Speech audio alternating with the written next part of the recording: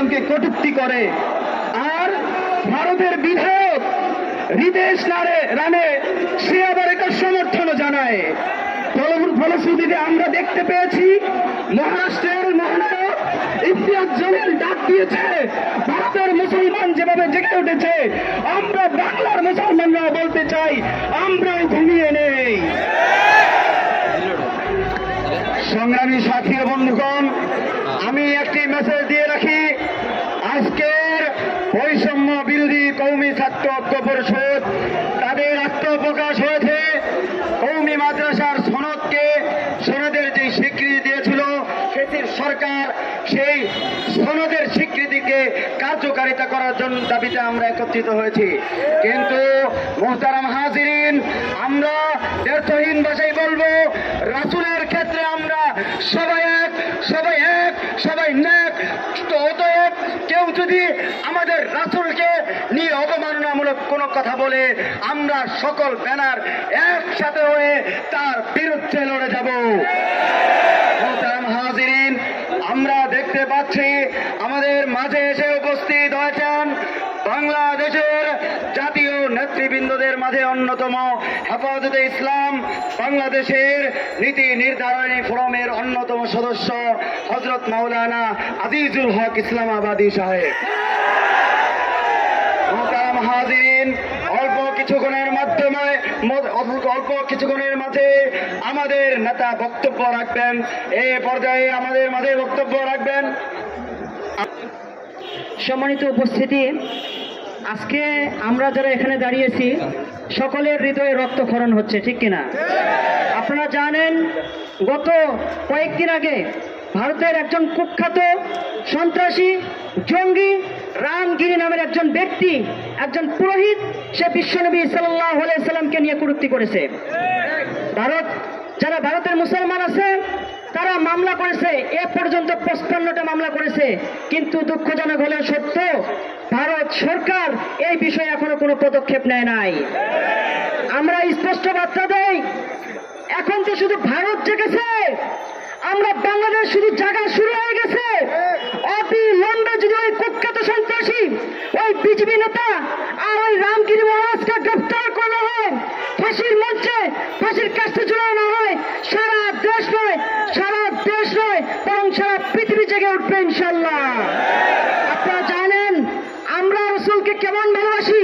আমাদের পিতা চলে যেতে পারে, আমাদের মা চলে যেতে পারে, আমাদের বংশ চলে যেতে পারে, বিশ্বনবীর অপমানিত হবে, বিশ্বনবীর শানে সামান্য করিতে হবে, আমরা বিন্দু পরিমাণ ছাড় দিব না। সংগ্রামী সাথী ও বন্ধুগণ, আজকে স্পষ্ট বার্তা বাংলাদেশ এই বাইতুল মুকাররম থেকে আমরা স্পষ্ট ঘোষণা করতেছি, ভারত সরকার সাবধান হয়ে যান, ভারত সরকার সাবধান হয়ে যান। খেলা তো কেবল শুরু হয়ে গেছে। আপনি যদি অতি দ্রুত তাদেরকে গ্রেফতার না করেন, আমরা বাংলাদেশ থেকেও লং মার্চ চালু করবো ইনশাআল্লাহ।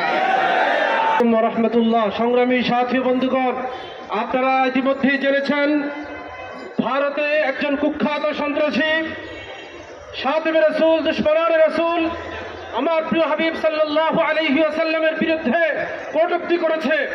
আমরা এর তীব্র নিন্দা জানাই। কিন্তু অত্যন্ত পরিতাপের বিষয়, বাংলাদেশের পক্ষ থেকে এখনো পর্যন্ত কোনো তীব্র নিন্দা জানানো হয়নি, কোনো দুঃখ প্রকাশ করা হয় নাই।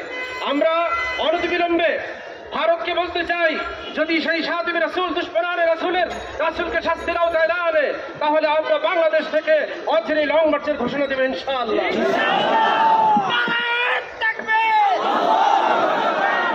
সংগ্রামী সাথী ও বন্ধুগণ, আমরা আজকের এই বিক্ষোভ সমাবেশ থেকে দ্ব্যর্থহীন ভাষায় ঘোষণা করতেছি, অন্তর্বর্তীকালীন সরকারের উপদেষ্টায় যারা আছেন, দয়া করে সংবিধানে এই আইন প্রণয়ন করবেন, আমাদের রাসূলকে নিয়ে যে যদি কটূক্তি করে তার সর্বোচ্চ শাস্তি মৃত্যুদণ্ড ছাড়া আর কিছু হবে না। সংগ্রামী সাথী ও বন্ধুগণ, এ পর্যায়ে আমাদের মাঝে বক্তব্য রাখবেন বাংলাদেশের ঐতিহ্যবাহী সংগঠন 13 সালের সেই বিপ্লবের মাধ্যমে যেই সংগঠন জাতীয় সংগঠনে পরিণত হয়েছে, সেই হেফাজতে ইসলাম বাংলাদেশের সংগ্রামী যুগ্ম মহাসচিব হযরত মাওলানা আজিজুল হক ইসলামাবাদী, হযরত মাওলানা আজিজুল হক ইসলামাবাদী আজকের প্রধান অতিথি হযরত মাওলানা আজিজুল হক ইসলামাবাদী।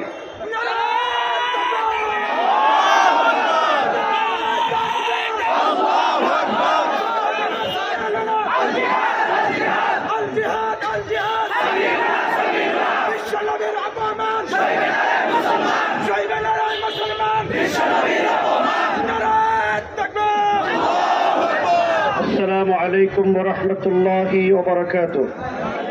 الحمد لله رب العالمين والعاقبة للمتقين والصلاة والسلام على أشرف الأنبياء والمرسلين وعلى آله وصحبه أجمعين. أما بعد. বৈষম্য বিরোধী কওমি ছাত্র ঐক্য পরিষদ কর্তৃক আয়োজিত ভারতের মহারাষ্ট্রে মহানবী সাল্লাল্লাহু আলাইহি ওয়াসাল্লাম সম্পর্কে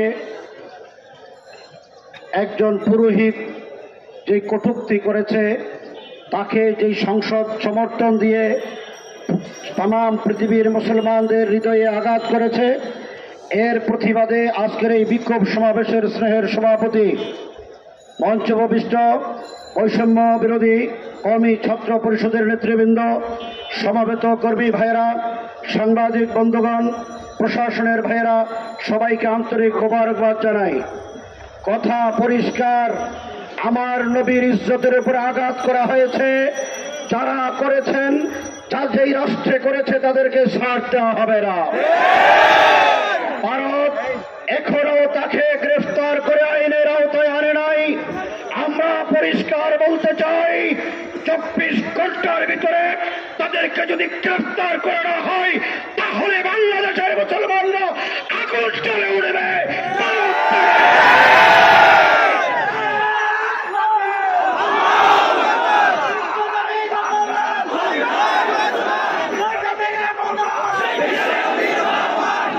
মহানবী সাল্লাল্লাহু আলাইহি ওয়াসাল্লাম আল্লাহর নবী ইরশাদ করেছেন, লা ইউমিনু আহাদুকুম হাত্তা আকুনা আহাব্বা ইলাইহি মিন ওয়ালিদিহি ওয়া ওয়ালাদিহি ওয়ান নাসি আজমাইন। রাসূলকে যদি নিজের মা বাবা, ভাই বোন, আত্মীয় স্বজন সকলের উপরে যদি ভালোবাসা প্রাধান্য দেওয়া হয়, সে মুমিন হতে পারে না। আমাদের নবী আমাদের কলিজার চাইতে বেশি আপন। আমরা নবীর জন্য জীবন দেব, রক্ত দেব, কিন্তু কোন সাহায্যের চোখে দুনিয়ার বাড়িতে থাকতে দেব না। বাংলাদেশ সরকারের কাছে আমাদের দাবি হল, আপনারা বৈষম্যের বিরুদ্ধে লড়াই করে যেই ছাত্র জনতা বিপ্লব সংগঠিত করেছেন, এই বিপ্লবের ফসল হল আপনারা ক্ষমতায় আছেন। সংখ্যাগরিষ্ঠ এদেশের নাগরিক মুসলমানদের প্রতিনিধিত্ব আপনারা করেন। আমাদের নবীর উপর আঘাত করা হয়েছে ভারতের মহারাষ্ট্রে, আপনারা এখনো রাষ্ট্রীয়ভাবে কোনো নিন্দা প্রকাশ করেননি। আমরা অন্তর্বর্তীকালীন সরকারের প্রধান উপদেষ্টা সহ সকলের কাছে দায়িত্বহীন ভাষায় দাবি করতে চাই, অবিলম্বে ভারতের বিরুদ্ধে রাষ্ট্রীয় প্রতিবাদ চালাতে হবে। এবং ভারতকে বলব, যদি গ্রেফতার করা হয় এই সাতবের রাসূলদের, ভারতের দূতাবাস বাংলাদেশে থাকতে দেওয়া হবে না। আমরা ভারতের সংখ্যালঘু মুসলমানদের নির্যাতন অনেকদিন সহ্য করেছি। আমার নবীর শানের উপরে গুস্তাখি করা হবে, ভারতকে কোনো অবস্থাতে ছাড় দেওয়া হবে না। ভারত অনেক অপরাধ করেছে। বিগত 17টি বছর আমার দেশকে ভারতের অঙ্গরাজ্য বানানোর জন্য চক্রান্ত ষড়যন্ত্র করেছেন, কিন্তু বাংলাদেশের মানুষ মুখ বুঝে সহ্য করেছেন। ছাত্র জনতা রক্ত দিয়ে তা প্রতিহত করেছে। বাংলাদেশ সরকারের কাছে আমাদের আরেকটি দাবি, কওমি মাদ্রাসা সনদের স্বীকৃতি হয়েছে। এই কওমি মাদ্রাসা সনদের স্বীকৃতি যথাযথভাবে বাস্তবায়ন করতে হবে।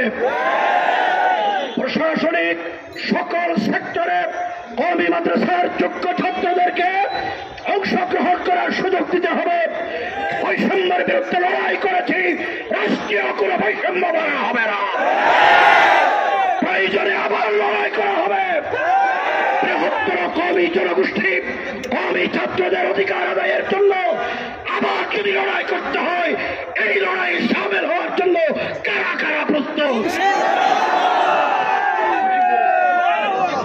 সংগ্রামী ছাত্র জনতা, কথার দীর্ঘায়িত না করে শেষ কথা বলতে চাই। কওমি মাদ্রাসা স্বাধীনতা রক্ষার অতন্দ্র প্রহরী কওমি উলামা ইকরাম ছাত্র জনতা বৈষম্যের বিরুদ্ধে লড়াই করে আমাদের ছাত্ররা শাহাদত বরণ করেছেন, রক্ত দিয়েছেন, পঙ্গু হয়েছেন, একটু চোখ তাদের অন্ধ হয়ে গেছে। সুতরাং এই আন্দোলনে আমাদের রক্তের উপরে ভিত্তি করে আমাদের সাথে কোনো বৈষম্য করা হলে তার বিরুদ্ধে লড়াই করবো ইনশাআল্লাহ। সবাইকে ধন্যবাদ জানিয়ে